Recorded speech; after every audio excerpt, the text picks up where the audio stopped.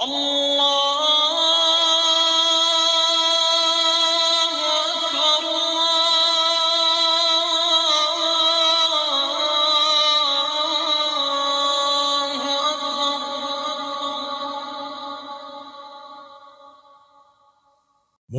je vous souhaite une joyeuse fête de Pâques, que vous soyez chrétien ou pas. Que l'amour de Dieu et la paix du Seigneur Jésus touchent vos cœurs. Voilà, ça c'est une vidéo qui a été faite par le frère Aymen dit Jésus musulman, dans laquelle il tente de réfuter le frère Galate. Nous allons sans tarder regarder la vidéo. Il a cité Proverbe chapitre 16 verset 18. L'orgueil va devant l'écrasement et la fierté d'esprit devant la chute. En hébreu, le terme pour orgueil, c'est gaon. Eh bien, ce terme-là, qui condamne l'orgueil, ce même terme, il est utilisé, devinez pour qui? Eh bien, pour l'Éternel. Exode chapitre 15 verset 7, par la grandeur de ta majesté. Ici, c'est traduit par majesté, mais c'est le même terme qui est en hébreu, c'est gaon, comme on le voit ici. Eh bien, c'est-à-dire que si on reprend l'original, on pourrait traduire par la grandeur de ton orgueil. Ici, ça concerne l'Éternel. Et si on regarde encore dans Amos chapitre 6, verset 8, c'est le même terme gaon qui est utilisé. L'Éternel dit, je déteste l'orgueil de Jacob.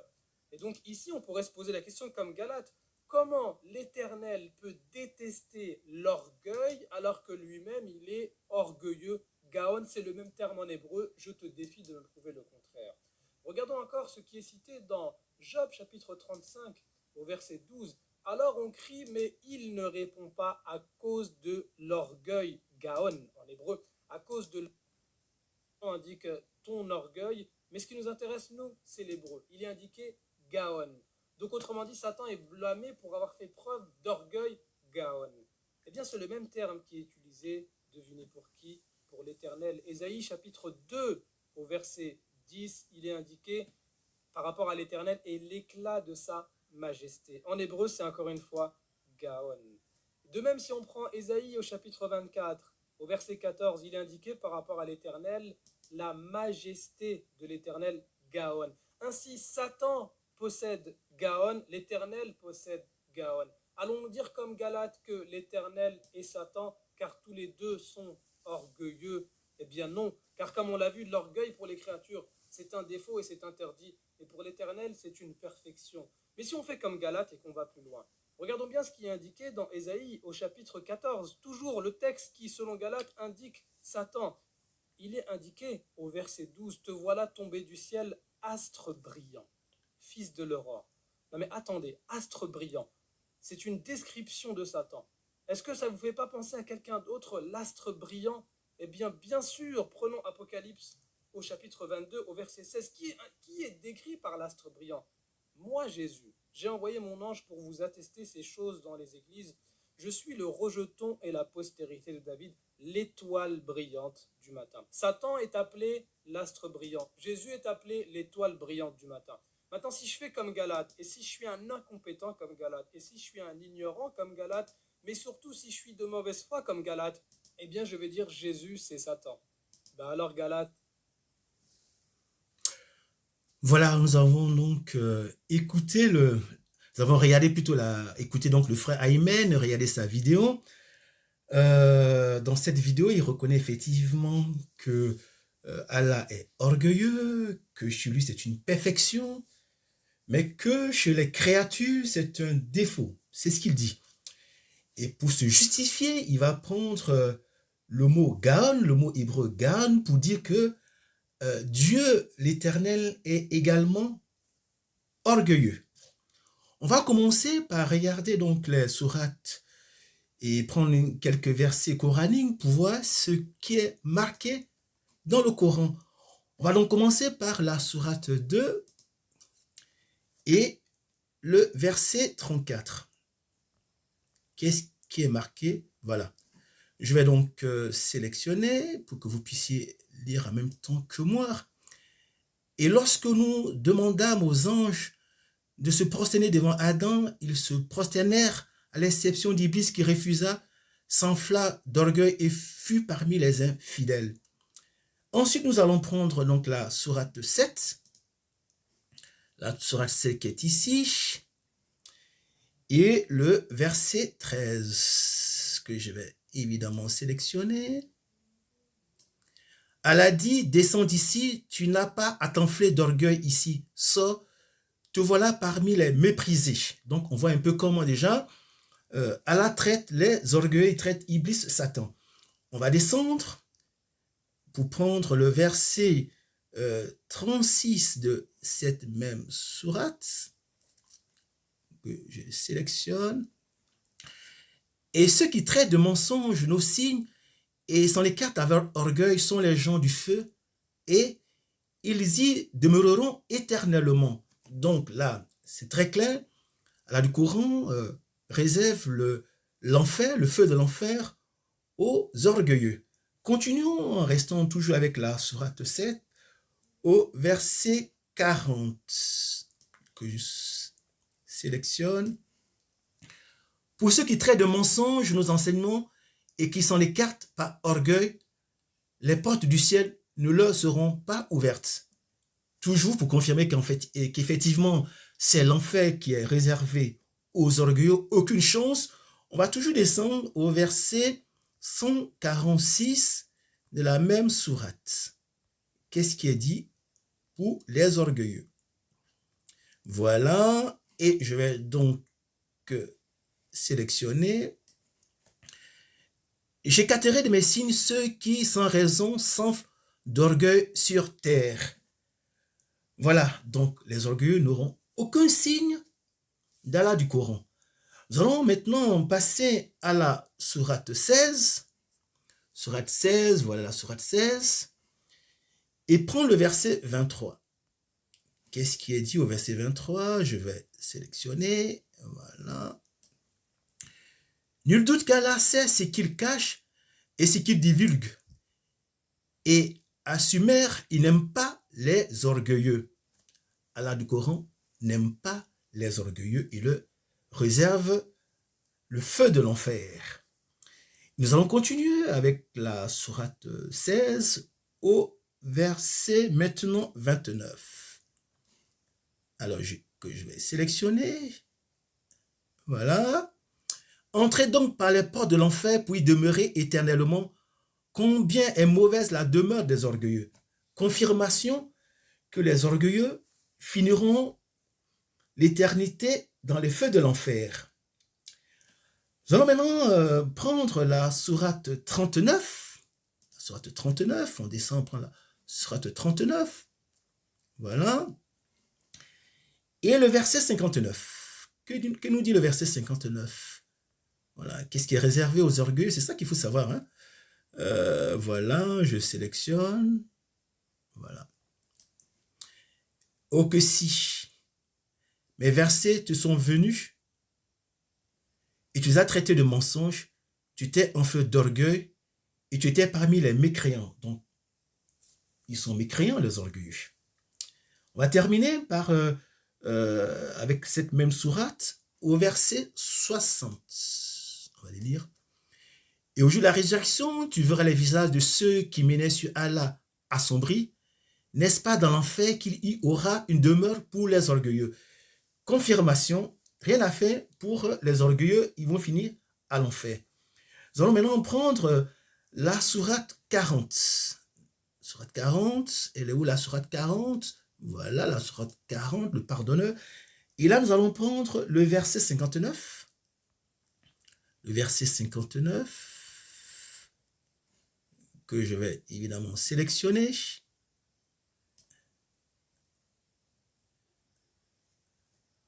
Est-ce que je me suis trompé? J'ai dû me tromper. Est-ce que j'ai pris le verset 40? Voilà. Et la sourate 40 et le verset 35 plutôt. Le verset 35. Autant pour moi, le verset 35. Voilà que je sélectionne. Ceux qui discutent les prodiges d'Allah sans aucune preuve ne leur soit venue. Leur action est grandement haïssable auprès d'Allah et auprès de ceux qui croient. Ainsi, Allah scelle-t-il le cœur de tout orgueilleux tyran. Le cœur des orgueilleux est scellé par Allah du Coran. On va terminer ici avec la même sourate au verset 60. Et votre Seigneur dit, appelez-moi, je vous répondrai. Ceux qui par orgueil se refusent à m'adorer entreront bientôt dans l'enfer, humiliés. Voilà, c'est plus clair, hein, ça je pense qu'on ne peut pas mieux dire que les orgueilleux. Ceux qui sont orgueilleux, priez parce que là, c'est l'enfer qui vous guette. On va terminer avec les sourates et les versets coraniques. Nous allons donc prendre la sourate 59 qui est l'Exode. Et là, nous allons prendre le verset 23. Voilà, on va monter un peu plus, que je vais sélectionner. Et qu'est-ce qui est dit? C'est lui Allah, nulle divinité que lui, le souverain, le pur, l'apaisant, le rassurant, le prédominant, le tout-puissant, le contraignant, l'orgueilleux. L'orgueilleux. Gloire à Allah, il transcende ce qu'il lui associe. Alors, il est, effectivement, ce qu'a reconnu notre frère Aymen dit Jésus musulman, c'est que Allah est orgueilleux, il est l'orgueilleux par excellence. C'est une qualité chez lui, mais chez les créatures, c'est un défaut. Alors, son argument, c'est de dire, en fait, que Dieu l'Éternel est également aussi orgueilleux. Donc, il va prendre un certain nombre de passages bibliques et son argument va reposer sur un mot hébreu qui est Gaon. Donc, il va essayer de trouver dans les passages bibliques où est-ce que ce mot est utilisé. Partons donc prendre la Bible rabbinique. C'est Farim que je vais maintenant ouvrir. Et nous allons prendre ces passages bibliques pour voir qu'est-ce qui est marqué dedans. Il faut être dans la transparence. Hein. Lorsqu'on parle de Dieu, dans la vie, tout ce que nous faisons, il faut être honnête, il faut être transparent, il n'y a rien à cacher parce que ce que nous faisons sur la terre, il faut le savoir. Tout nous sera montré au ciel. Donc, j'ouvre cette Bible et je vais prendre Proverbe 16, verset 18. Alors, on va chercher où est-ce que je peux trouver ça. Évidemment, je vais chercher ici Proverbe. Il est où Proverbe? Voilà. Donc, c'est le chapitre 16. Chapitre 16 et le verset 18. Et le voici. Alors, je vais sélectionner et pour voir qu'est-ce qui est écrit. L'orgueil précède la ruine, l'arrogance est le signe avant-coureur de la chute. Ici, c'est très clair.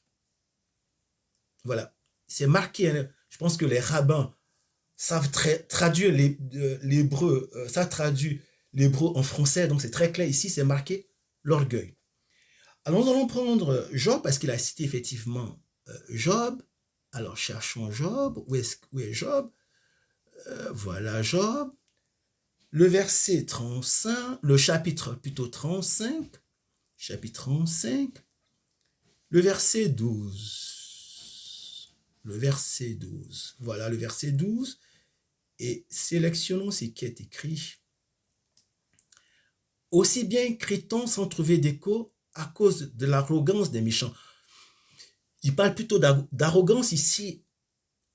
Mais bon, il n'a pas utilisé orgueil, arrogance. Mais pour lui, l'arrogance veut dire orgueil. Pourtant, lorsqu'il a montré la définition de Gawon, on a vu plutôt 3 mots.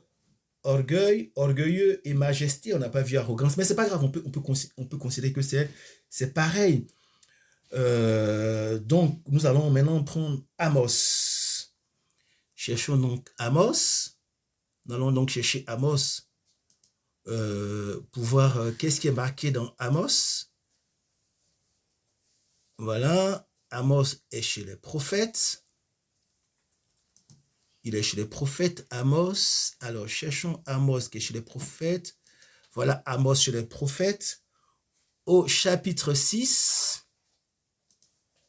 et verset 8. chapitre 8, verset, voilà, 8. Je vais donc sélectionner. Le Seigneur a juré par lui-même, c'est la parole éternelle Dieu, Sébaoth.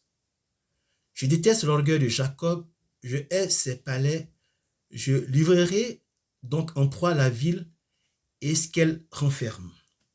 Effectivement, ici, c'est très clair, il s'agit de l'orgueil que l'Éternel Dieu déteste. Voilà, c'est beaucoup plus clair. Voilà, on a les passages, effectivement, où l'Éternel Dieu montre clairement qu'il déteste l'orgueil. Alors maintenant, prenons les passages bibliques où il essaie de remplacer le mot Gaon, le mot orgueil, par un autre mot. Et nous allons partir dans l'Exode. Allons donc dans l'Exode. Donc, allons dans l'Exode. Voilà. Et l'Exode, on va prendre donc Exode au chapitre 15. C'est bien ce qu'il a pris, le chapitre 15. Et le verset 7. Voilà. Je vais sélectionner cela. Je vais sélectionner. Alors, lisons ce qui est écrit. Par ta souveraine majesté, tu renversas tes adversaires, tu déchaînes ton courroux, il les consume comme du chaume. Alors, c'est intéressant parce que il dit, à la place de majesté, il faut mettre orgueil. Donc, la phrase serait, par ton souverain orgueil, ça ne colle pas du tout.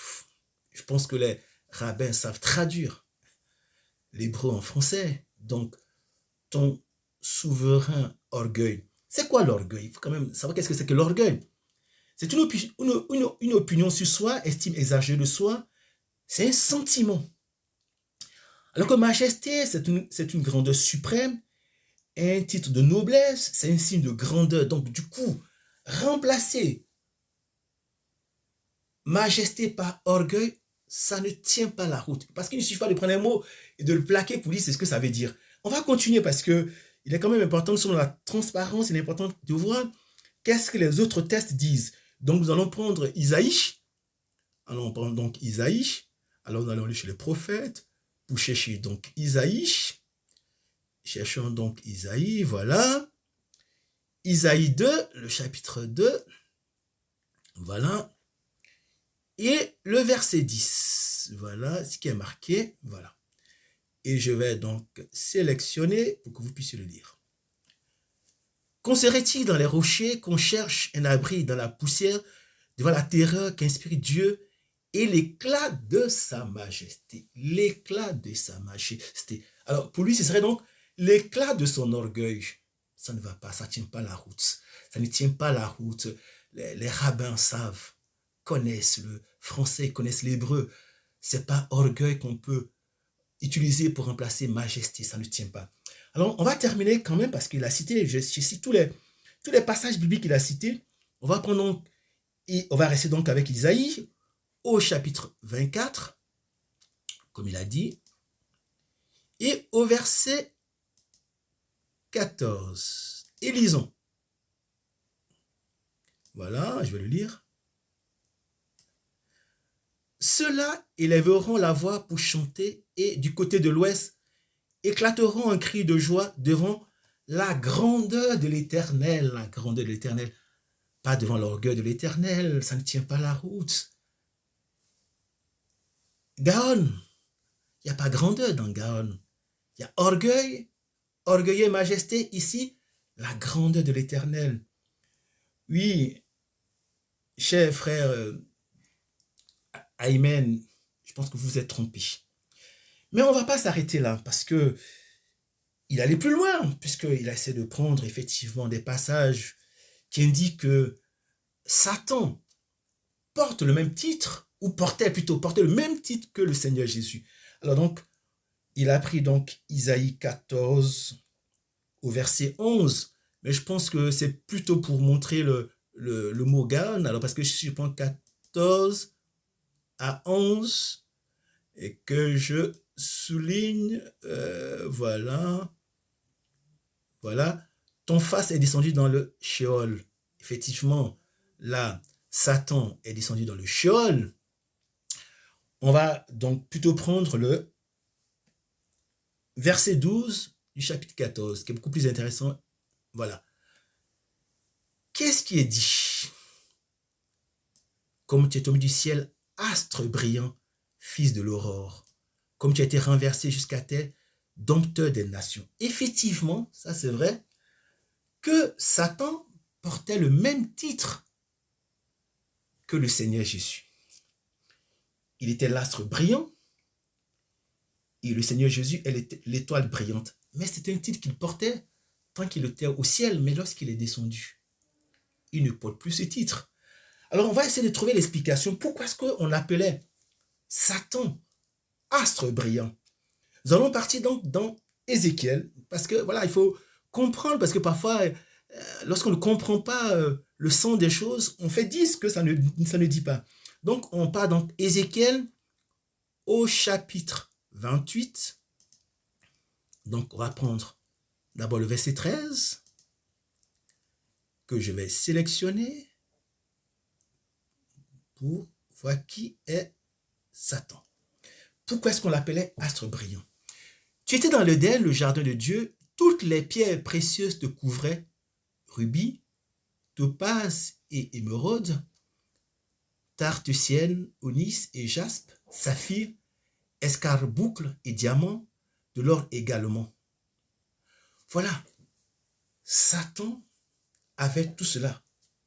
Il rayonnait parce qu'il y avait tout cela, le diamant, l'or qui brillait sur lui. C'est pour ça qu'il était comme un astre. Et comme on l'appelait donc un astre qui brillait.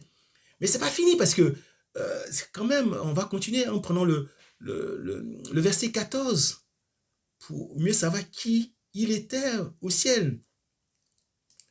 Tu étais le kéroub. Le kéroub, donc, c'est le chérubin d'élection.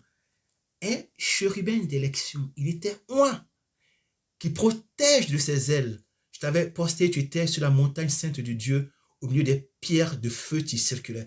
Je pense que Iblis, on dit que les djinns sont faits de feu parce qu'effectivement, ici, je pense que lorsqu'on prend ce verset, on découvre qu'effectivement, Satan marchait dans le feu, il rayonnait. C'est peut-être pour cette raison que on dit que Iblis est fait de feu dans la sourate qui concerne Iblis.